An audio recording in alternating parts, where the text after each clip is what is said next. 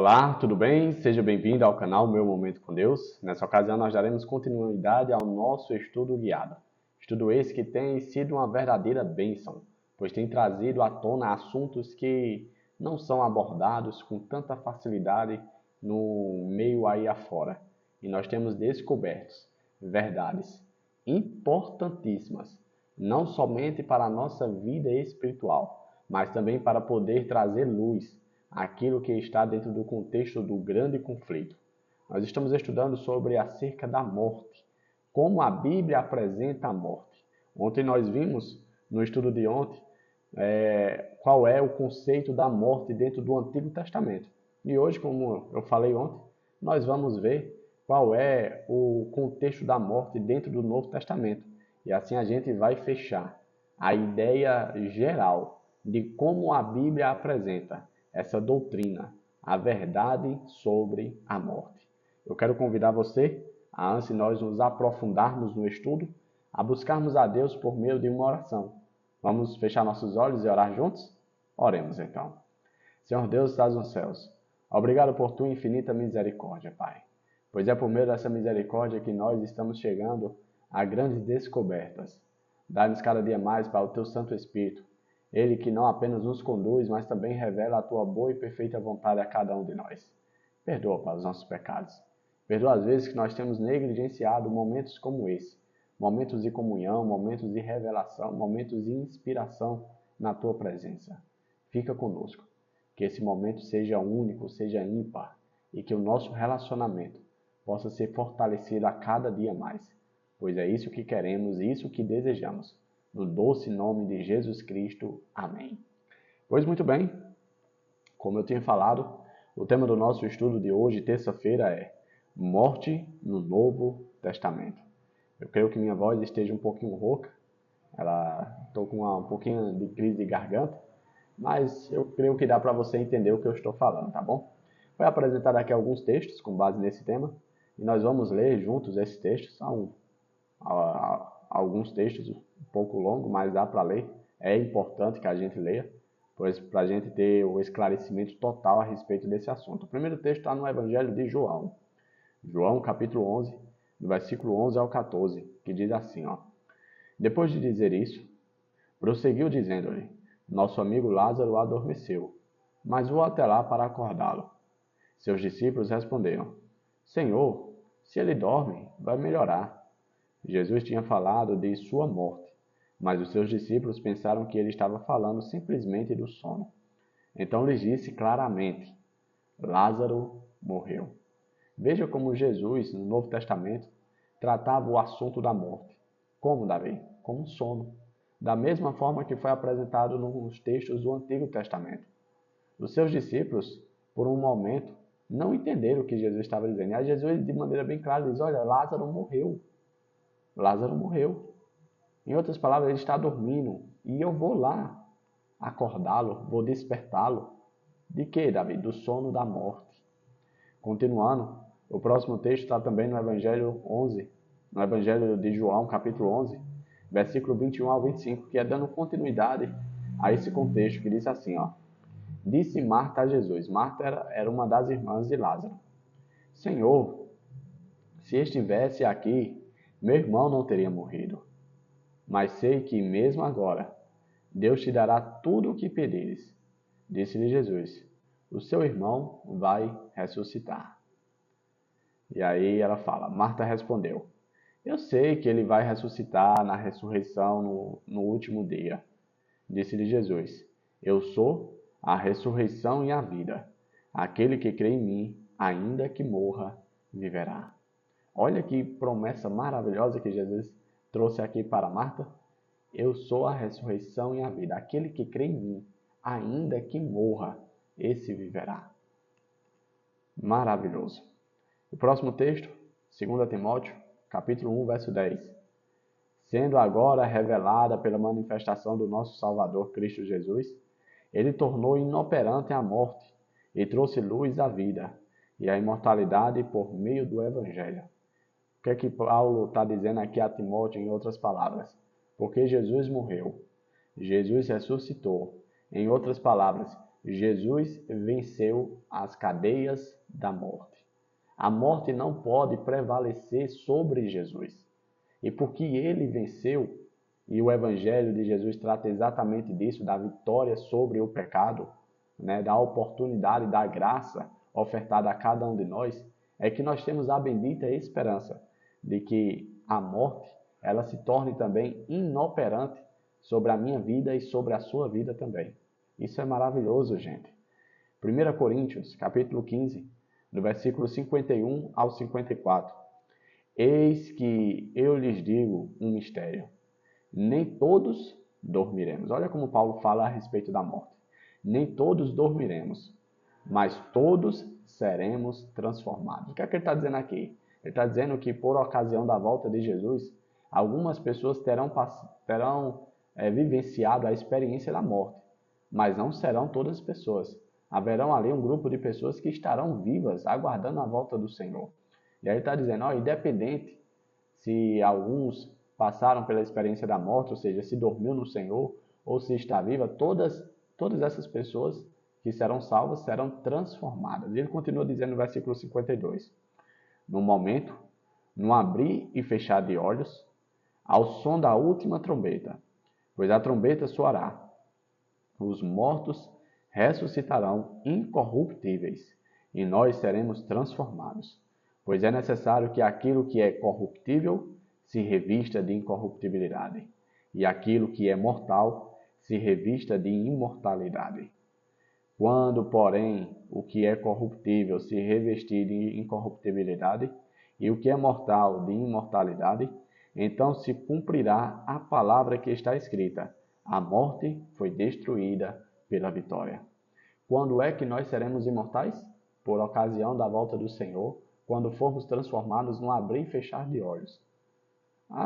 As pessoas que morrem hoje, elas vão para o céu. De certo modo, dentro desse conceito, dentro dessa premissa, essas pessoas já são imortais. Mas isso está de acordo com a palavra de Deus? Claro que não. Por isso que essa afirmação é falsa. Nós só seremos imortais, ou seja, viveremos para sempre, com os nossos corpos fisicamente, quando Jesus voltar e nos transformar. Porque aquilo que é corrupto, ou seja, a nossa natureza pecaminosa, ela precisa se revestir de incorruptibilidade, ou seja, da graça de Cristo por completo. Nós precisamos ser limpos, lavados no sangue do Cordeiro, para assim vivermos eternamente. Para aquilo que é mortal, perecível e frágil, venha a se tornar imortal, duradouro e resistente. O outro texto, que é o último texto apresentado aqui no estudo, diz assim, no livro de 1 Tessalonicenses, capítulo 4, do versículo 15 ao 17. Dizemos a vocês, pela palavra do Senhor, que nós, os que estivermos vivos, os que ficarmos até a vinda do Senhor, certamente não precederemos os que dormem. Pois, dada a ordem com a voz do arcanjo e o ressoar da trombeta de Deus, o próprio Senhor descerá dos céus, e os mortos em Cristo ressuscitarão primeiro. Depois nós, os que estivermos vivos, seremos arrebatados com Ele nas nuvens, para o encontro com o Senhor nos ares, e assim estaremos com o Senhor para sempre. Me diga uma coisa, será que existe lógica na premissa de que as pessoas quando morrem vão para o céu, vão para o inferno, e quando o Senhor voltar, essas pessoas serão ressuscitadas, ou seja, elas vão abandonar o céu para poder tomar posse da matéria do corpo que está depositado na terra? Será que isso tem lógica? Claro que não. Paulo está dizendo, olha, a gente não vai preceder, em outras palavras, a gente não vai ultrapassar a ordem correta das coisas. Primeiro, na ordem aqueles que morreram em Cristo, eles ressuscitam, eles são levados até a presença de Deus, para depois nós. Paulo achava que Jesus ia voltar na sua época, ele cria dessa forma, era a fé dele, ele almejava a breve volta do Senhor, assim como eu e você almejamos hoje. Ele diz, e nós que estamos vivos, logo em sequência a gente também será levado até a presença do nosso Pai. Primeiro acontece a ressurreição. Aqueles que dormem serão despertados pelo ressoar da trombeta. A vida voltará para elas. E logo em seguida, a gente também sobe para a presença de Deus para reencontrar o nosso Senhor nos ares. Veja que em nenhum momento, em nenhum contexto, em nenhuma parte da Bíblia, você vai encontrar margem e espaço para a imortalidade da alma, para espiritismo, para evolução. Nada disso está na palavra de Deus. Quando eu costumo passar estudos bíblicos para as pessoas que sentem um desejo, inclusive é uma das metas nesse canal, depois eu vou criar uma playlist de estudo bíblico. Uma das coisas que eu, antes de começar o estudo, eu pergunto é: você crê que a palavra de Deus é a palavra de Deus? Porque se você não crê no livro, na Bíblia Sagrada, não adianta nada o que está escrito nela, porque nada que contiver nela terá relevância na sua vida. Mas se você crê que esse livro, a Bíblia Sagrada, ele é a palavra de Deus, então sim, você vai não somente obedecer, mas também vai crer em tudo que ele fala. Essa é a primeira coisa, é a primeira base. Se nós cremos, então nós não vamos encontrar margem para aquilo que é ensinado e pregado no mundo afora aí, que está de forma distonante ao que a palavra de Deus ensina. Eu separei aqui alguns pontos no nosso estudo para nós também conversarmos um pouco. E o primeiro ponto diz o seguinte: o Antigo e o Novo Testamento usam o sono como símbolo da morte. A gente viu ontem no Antigo e viu hoje no Novo Testamento vários textos se referindo à morte como sono. Pelo menos, olha quantas vezes, viu? Pelo menos 53 vezes na Bíblia a palavra sono é equiparada à morte. Quantas vezes? 53 vezes. Aí eu te pergunto, quantas vezes tu encontra na Bíblia referência à imortalidade da alma? Nenhuma vez. Mas referência à morte ligada à palavra sono? 53 vezes. Olha esse outro ponto.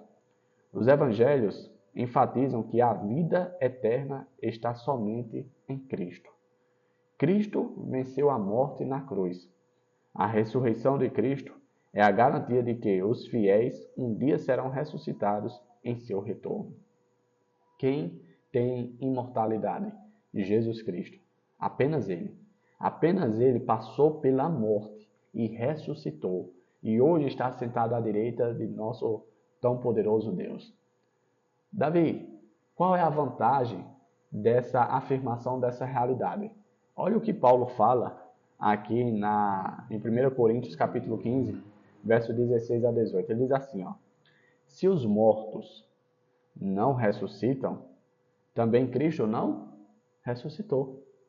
Em outras palavras, se a pessoa quando morre vai para o céu, vai para o inferno, vai para o seio de Abraão, vai para o purgatório, vai para onde fica na terra, vagando e assombrando o povo.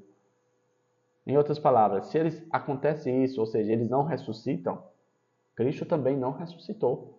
E se Cristo não ressuscitou, o que é que Paulo diz? E se Cristo não ressuscitou, é vã a fé que vocês têm. Em outras palavras, é perca de tempo. É perca de tempo ter essa fé, acreditar na graça, na redenção, na remissão dos pecados. É vã a fé que vocês têm. E vocês ainda permanecem nos seus pecados, ou seja, vocês estão perdidos. Não existe solução. Em outras palavras, a vida que nós vivemos é o fim de tudo. E ainda mais, os que adormecem em Cristo estão perdidos. Se para nós que ainda estamos vivos, vamos dizer assim, é uma perca de tempo viver, é uma perca de tempo buscar a presença de Deus, é uma perca de tempo buscar uma transformação de vida, agora imagine para aqueles que já morreram, que está sem jeito, que não tem mais o que fazer. Percebe que a verdade sobre a ressurreição é importantíssima, porque é por meio da ressurreição que nós queremos que Cristo ressuscitou, e porque Ele ressuscitou, Ele venceu a morte, e porque Ele venceu a morte, Ele também pode compartilhar essa vitória comigo, com você, quando Ele voltar pela segunda vez. Isso é uma bênção maravilhosa, irmãos e amigos. Essa verdade que a Bíblia apresenta é a nossa bendita esperança de revermos aqueles queridos amigos e familiares que hoje dormem no Senhor, no pó da terra. Porque quando aquele dia chegar, eles irão ressuscitar e nós voltaremos a nos reencontrar com os nossos amados. Louvado seja o nome do Senhor por sua infinita misericórdia e compaixão, em compartilhar sua vitória sobre a morte conosco. Isso é maravilhoso. Eu separei mais um ponto aqui, que diz assim, ó. Herança, olha esse texto de Pedro, tá? Herança que não pode ser destruída, que não fica manchada, que não murcha e que está reservada nos céus para quem? Para nós. Eu te pergunto, se quando nós morremos, nós vamos para o céu ou para qualquer outro lugar, por que existe uma herança no céu? Por que existe uma herança a ser resgatada por ocasião da volta do Senhor, se nós já estamos vivendo a herança? Percebe que essa doutrina é falsa? Você percebe que quanto mais a gente estuda, quanto mais a gente procura conhecimento na palavra de Deus, mais a gente vê argumentos que são contra essa falácia que muitas pessoas vivem e divulgam aí mundo afora? Percebe que a palavra de Deus desmente por completo aquela grande mentira que Satanás falou para Eva, que certamente não morrerão? Você tem acreditado nessa mentira? Veja que a palavra de Deus não apoia isso. Ela desmente, ela fala totalmente o contrário. E por último, se no entanto os mortos já estão no céu, por que Pedro falou de uma herança reservada nos céus? Os fiéis no Novo Testamento ansiavam a vinda de Cristo e a ressurreição dos mortos. E essa esperança os inspirou à fidelidade nas provações da vida. Por que as pessoas ali no primeiro século, no período da igreja primitiva, eram pessoas de um verdadeiro cristianismo? Elas literalmente viviam aquilo que aprenderam dos apóstolos, dos discípulos de Jesus. Porque elas criam pela fé que o Senhor iria voltar no tempo delas. E elas não queriam perder a oportunidade da salvação, da vida eterna, e também de passar toda a eternidade ao lado dos seus amados. Eu e você devemos viver de conformidade ao Evangelho, porque também almejamos essas duas coisas, vida eterna e viver eternamente ao lado dos nossos amados. Que você possa ver, viver e crer de acordo com a luz apresentada na palavra de Deus. Quando você conhece e aprende a verdade sobre a morte, você vai ver que o nosso Deus ele é perfeito em todo o seu proceder, em todos os seus caminhos, e que vale a pena percorrer o mesmo caminho dele. Nós chegamos ao fim do nosso estudo guiado, hoje vendo a verdade sobre a morte dentro do contexto do Novo Testamento, e mais uma vez a gente viu e confirmou que o Espírito Santo que inspirou os autores do Antigo Testamento é o mesmo Espírito que inspirou os autores do Novo Testamento. Pois a gente não encontra em nenhuma parte da Bíblia contradição em nenhum assunto, e de maneira mais específica no assunto da morte. Aquilo que foi ensinado e falado no Antigo Testamento também estava presente no Novo, na época de Jesus e após a vida de Jesus. Essas verdades, elas não devem ser esquecidas. Elas devem ser estudadas, apreciadas e divulgadas. Porque, como eu disse para vocês, existem muitas pessoas que estão sendo enganadas, estão sendo martirizadas, escravizadas por uma mentira, uma falácia de Satanás. Por conta dessa mentira que tem sido divulgada, muitas pessoas têm perdido a esperança, a verdadeira esperança que está contida dentro da palavra de Deus, que é a breve volta do Senhor e, pela ocasião dessa volta dele, a ressurreição dos mortos.